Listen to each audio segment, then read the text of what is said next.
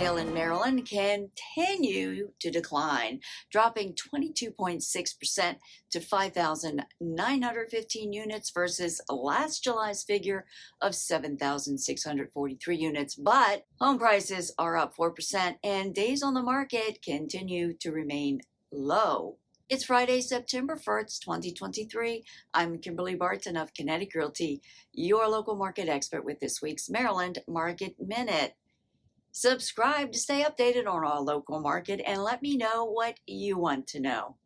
What's this actually mean? Well, if you bought a home last year, it's now worth at least 4% more this year.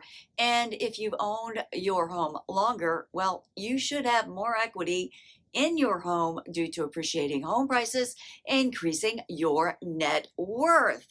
If you're a buyer and looking for a home, it's a seller's market. You will face some challenges locating a home, and when you do find one, you are facing competition from other buyers, so you'll have to have a strong offer strategy and move quickly. Right now, Maryland has 902 homes coming to the market soon, which is down from the prior report. 1,448 new properties came to the market since last week, 506 went under contract, and 780 went pending, both higher than last week. 1,285 sold at 100% list-to-sold ratio in 8 days.